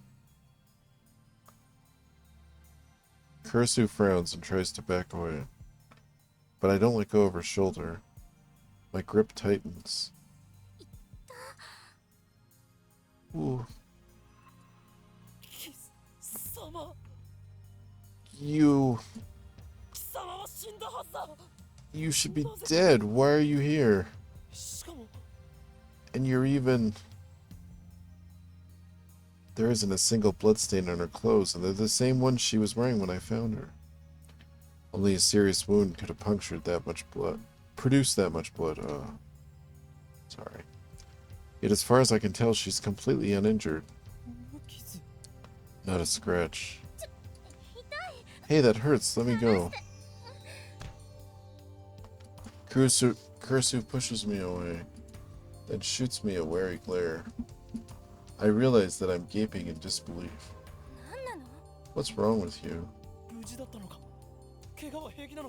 You're okay? But that's impossible. Someone stabbed you. I saw you lying in a pool of blood. That again? Daru interrupts. Wait, there's something strange about what he just said. What do you mean again? I mean, you sent me that email like a week ago, right? I sent you an email. Don't be ridiculous. I saw her dead just 3 hours ago. Hey, could you not talk about me like that? I'm perfectly fine. You know, that message was kind of weird. It was dated a week after I got it, which means it came from the future. Came from the future? That sounds like something you read on the internet, Daru. It's rare for you to talk about ridiculous theories. No, the date was definitely a week later. It came from the 28th. Wait, that's today. Daru pulls out his phone and shows it to me. He's right. The email was sent from my phone. He received it on July 21st at 12:56. But it was sent on July 28th at 12:54. It was split into 3 mails. Somebody stab, bed, Makise, K, curse, don't. Why did I send such a short message in 3 parts? And it looks like the third email got cut off. I do recognize the content, though. This is the email I sent you 3 hours ago. But I sent 1 mail, not 3, and there should be more text. Did Daru really get this a week ago? Interesting. Suddenly, Kurisu was standing next to me, peering intently at the screen of Daru's phone. Oh right, the email's not important. Maybe it is, but not right now. The real question is why she's still alive. Is she an illusion? No. An evil spirit? Am I haunted? I don't believe in such unscientific drivel. I'm a mad scientist. I timidly reach out to Kurisu's face. My fingertips stroke her hair. Feels silky. Quite the cuticles. Substance. She has substance. Of course she's not a ghost. How silly of me. Ocarine, I don't think that's a good idea. I poke Kurisu's cheeks with my fingers. Such softness. Dead bodies don't feel like this. Not that I've ever touched one. Hey. Wait a minute. We already touched when I bumped into her coming out of the elevator. I even grabbed her shoulders before being pushed away. And I still doubted that she had substance. That's just proof of how confused I am. If she's alive, then what did I see back at Redicon? What was that scream I heard? Were they hallucinations, just like that mass disappearance? That's right, she was stabbed. Maybe she's just hiding her wounds. This requires further investigation. I grab the hem of her blouse and slowly lift it. Are you trying to get yourself arrested? I just want to know the truth. I stare straight back at Kurisu as she trembles with anger and lifts her blouse a little higher. What truth, you perv, you stupid? Wanna die? She pushes my hand away. Brushes. I guess brushes is the same thing, but it's not what it says. Luis Chan's famous line for the win. Daru shouts something silly, but I ignore him and press Kurisu. I know what I saw. No way, did you see my underwear? Kurisu's face turns bright red. She firmly pulls her blouse down. No, you fool, not that.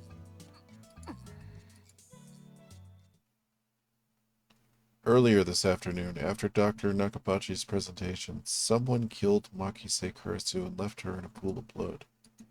I carefully explain everything that I saw. Wait, Dr. Nakabachi? What are you talking about, Okari? Dr. Nakabachi's presentation was cancelled. Cancelled? Yeah, because of the satellite crash. Something's wrong. Our stories aren't matching. It's the same thing that happened right after I saw the mass disappearance. Mayuri's story didn't match mine. I need to know. Am I caught in some sinister plot? Is this another organization conspiracy? Excuse me, my name is Hyoin Hyoma. Really, man? You're hopeless. Okay, Hyoin-san. I'd like to hear your story in more detail. Looks like she finally understands I'm not lying. But I still don't understand why my memories don't match everyone else's. I doubt that I can give her a good explanation. Just then, an older man steps out of the assembly hall. Makise-san, it's almost time. It's almost time. Oh, right. Thank you. Kurisu glances at me one more time, then sighs and heads towards the small conference room. We should go too. Go where? To hear the lecture, duh. Ah, that. Daru follows after Kurisu. Did she come to attend the lecture too? Strange. Why would the girl genius, Makise Kurisu, need to attend a lecture like this? Okay, my guess was a bit off. The girl genius didn't come to attend the lecture. I'd like to thank everyone for coming to hear me speak today. She's the one giving the lecture. Japan's famous girl genius, Makise Kurisu, who had her thesis published at the tender age of 17. According to Daru, she turned 18 a few days ago. I first heard about her when Daru pointed her out in a Gossip magazine article. That's when he told me she was going to be a guest at ATO. I'd forgotten all about it. It's my first time giving a lecture like this, so please forgive me if I'm a little nervous. The audience is pretty mixed. It's mostly students like us, but there's also a couple of professors. And Kurisu just gave me a sharp look. What did I do? When I return to stare, she quickly averts her eyes. I don't care if she's a genius or whatever, I still don't like her. She may have these people fooled with her timid girl act, but I learned at Radicon how cunning and aggressive she really is. Even if her murder was some kind of hallucination, my judgment of her character is still correct. For today's lecture, I've been asked to speak on the subject of time travel. It's not really my area of expertise, but I'll try my best. Time travel? Oh-ho? Let me start by saying that time travel is an absurd concept. Objection! What? Every member of the audience, not just Kurisu, is startled by my interruption. Perhaps I'm being slightly rude here, but I'm not one to just sit and listen to some genius girl's drivel. It's presumptuous of you to claim that time travel is absurd. Okarin, you magnificent fool. Sitting at my side, Daru throws me a small salute. ATF staff are approaching, probably to kick me out. Perhaps I got too carried away. Okay, it's fine. I guess it'll be easier to talk in a discussion format. Thanks to her proposal, the event staff refrained from escorting me out. She sounds a little pissed, but let's not mind that. But before that, please listen to my thoughts on the subject. Scientists have proposed many theoretical models of time travel, but there are 11 in particular that bear mentioning. What are the major theories of time travel? I've heard about the cosmic string theory, at least. The 11 theories. neutron star theory, black hole theory, light speed theory, tachyon theory, wormhole theory, exotic matter theory, cosmic string theory, quantum gravity theory, cesium laser theory, elementary Pacific ring and laser theory, Dirac antiparticle theory, tachyons. Not bad. Perhaps Makise Kurisu is a worthy rival after all. However, all these models are purely theoretical. Some of them even contradict each other. Well, what if someone comes up with a 12th model? Right. Well, it could be contradicted by the 13th model now, couldn't it? Damn, she twisted my question and used it against me. Touché, genius girl. Suddenly, I feel eyes on me.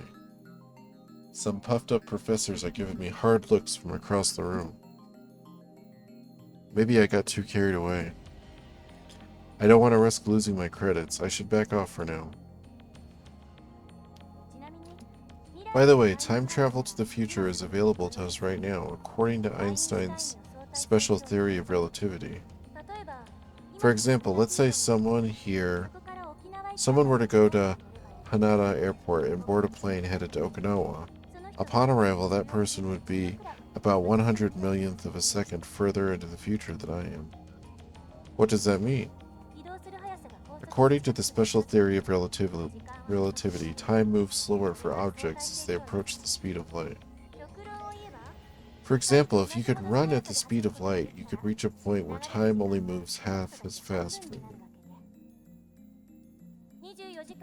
If you were to keep running at the speed for 24 hours, 48 hours would elapse in the rest of the world, meaning you would jump one day in the future. Understand, Hyoma? Yeah. Why are you smiling at me? Why are you singling me out? Still smiling at me. I'm doing my best to hold back, but it looks like Makise Kurisu wants to pick a fight. I wish she hadn't said that name in front of so many people. It's too great a risk to let others know my true name. But that's not really time travel, is it? Now a professor makes an objection. True, Makise Kurisu's example isn't strictly time travel per se. But I never expected an older man, a professor at that, to refute an 18-year-old girl. Maybe he's just testing the genius girl's resilience.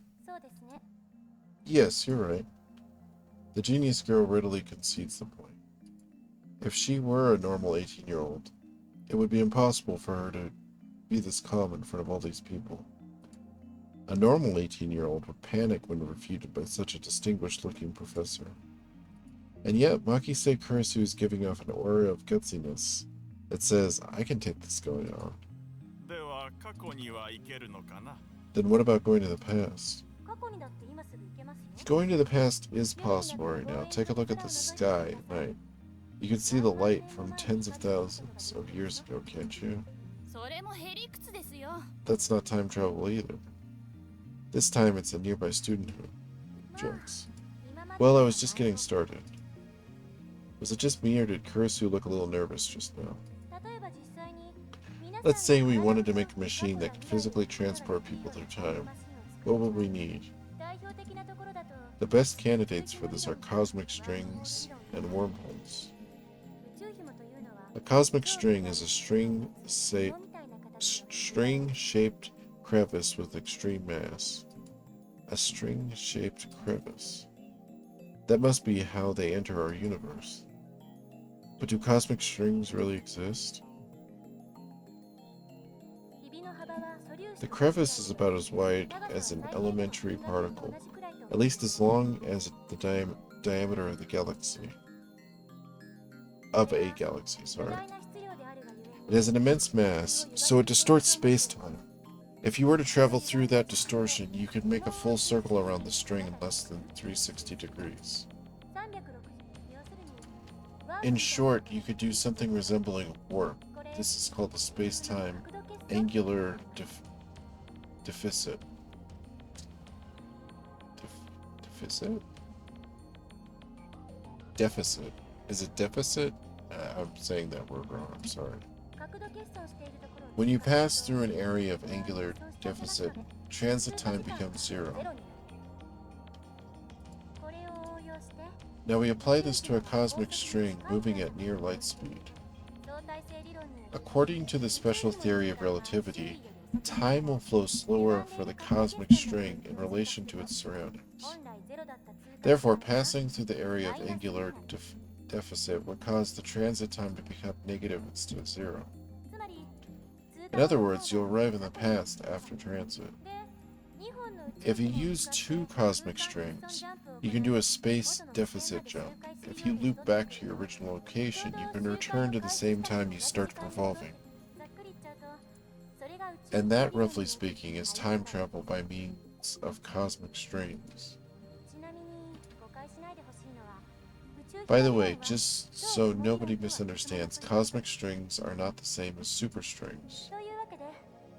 Now then, you need 3 things in order to travel the past with cosmic strings. First, the cosmic strings themselves, 2 strings to be exact, by the way. They're hypothesized. Oh my god. I'm getting tired, guys. I'm sorry. I can't even read hypothesized. They are hypothesized to exist only where the universe was first formed, so they might be a little hard to find. Second, you would need the energy required to make them move. You would need the energy required to make them move at near light speed. How much energy do you think you need to accelerate something as long as the Milky Way to near the speed of light? I'm pretty sure it's a little more than 1.21 gigawatts. This earns a few triplets from the audience. Third, you need a spaceship capable of reaching these cosmic strings and returning, with the time traveler alive, of course. What do you think, Hyoing-san? Care to take on the challenge of cosmic string time travel? Like it's even possible. Why the hell is she addressing me? I wasn't even the one who jeered this time. Looks like Hyoing-san doesn't want to take the challenge. In that case, let's consider wormholes. They may be a little more realistic than cosmic strings. By the way, Hyoing-san, do you know what wormholes are? Oh, jeez. No, don't ask me. I'm trying to hold back here. Since I've been challenged, though, I can't leave the question unanswered. It's like a shortcut through space, right? It says their names at the bottom of the screen. I'm such a fucking idiot. Yes, that's correct. Phew, I got it right. I sigh inwardly in relief.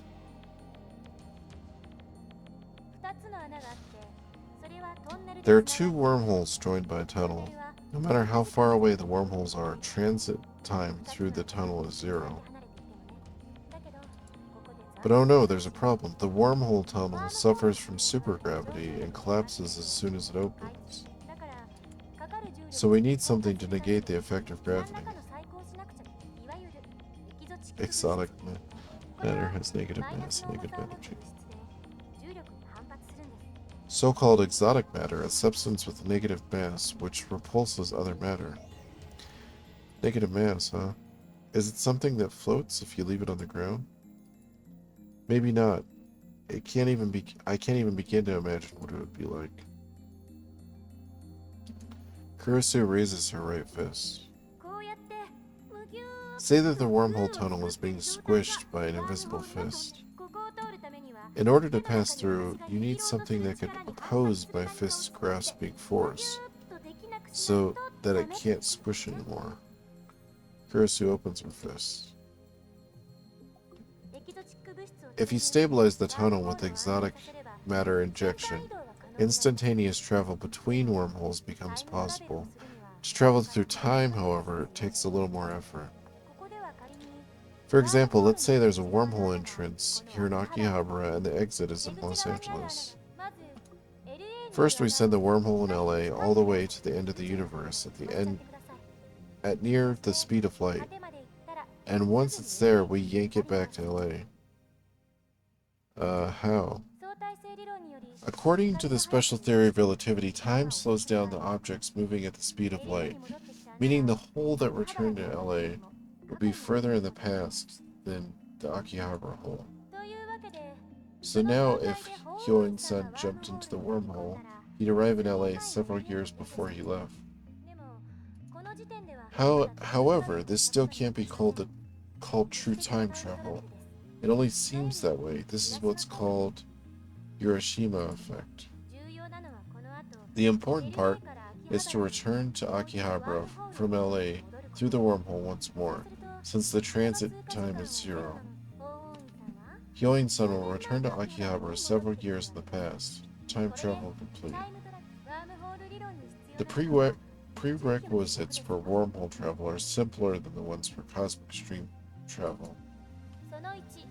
First, the wormhole itself. They may exist somewhere in the universe, but nobody has ever seen one. Speculative. I've always thought it was speculative.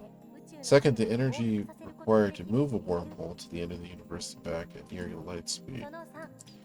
Third, exotic matter, which, by the way, has not been confirmed to exist. So, implementation. I wonder if exotic matter is different than dark matter. I wonder if that's the whole particle acceleration with the dark matter.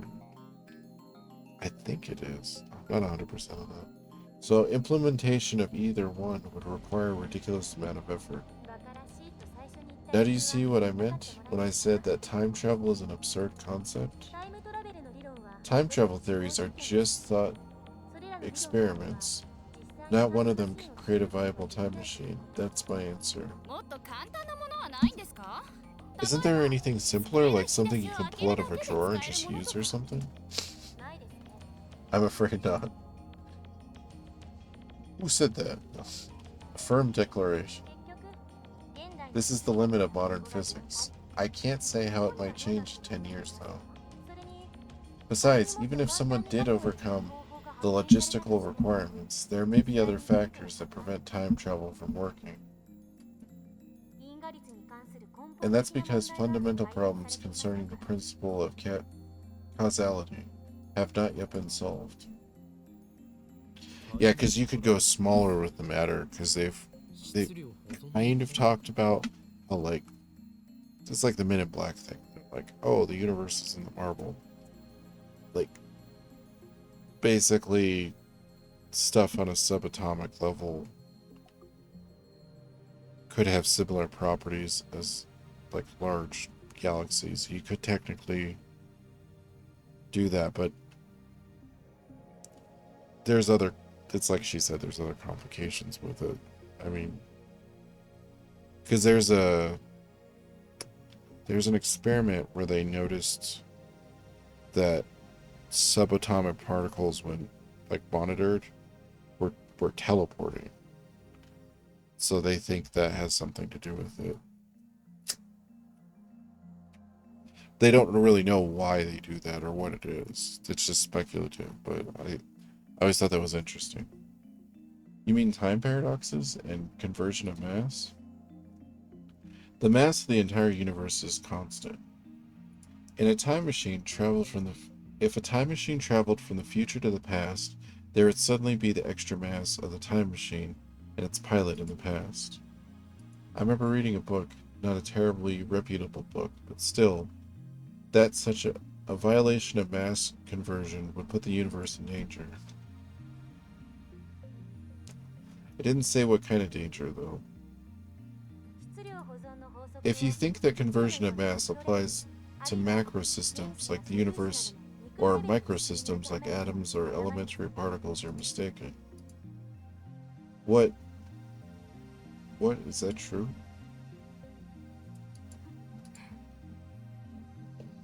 She's laughing at my reaction, that little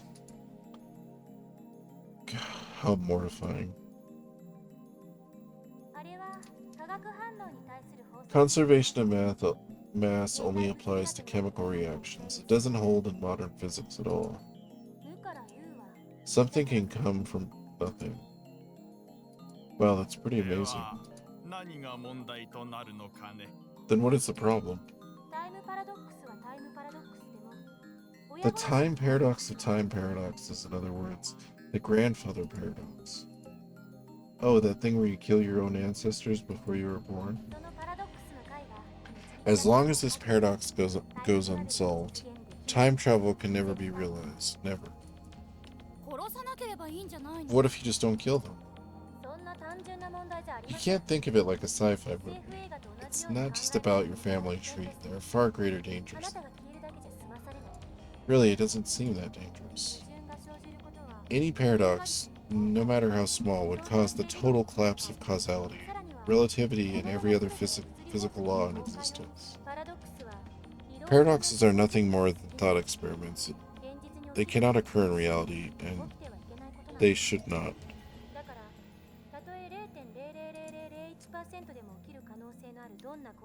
Nothing that has even a 0.00001% chance of causing a paradox can happen. The universe won't allow it. Wouldn't you say this is a logical conclusion?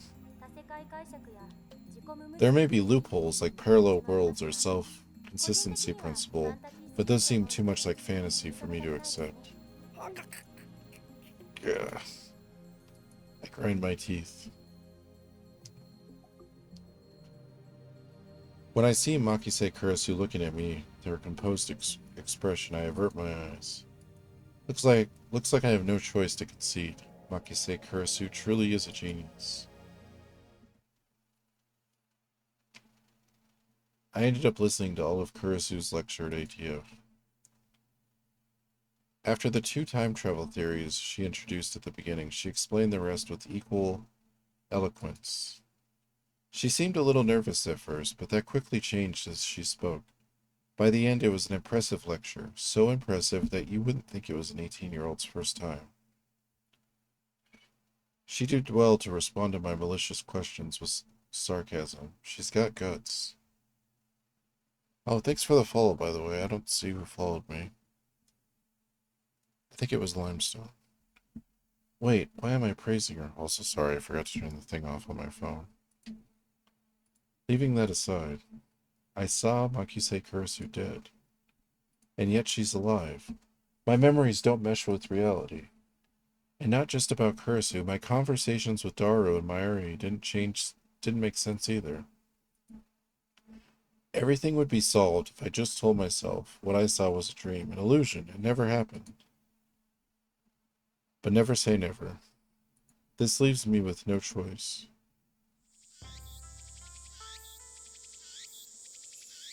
Alright guys, let me see if I could save it there. What was the... Hold on, let me see what was the save button. I'm trying to remember.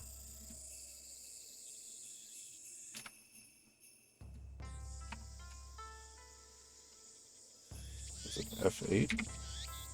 Quick save. Awesome. I need a break from reading, but I'm having a lot of fun with this, and I'm remembering why I love... I know I love Steins Gate. I love all time travel stuff. Back to the Future, freaking,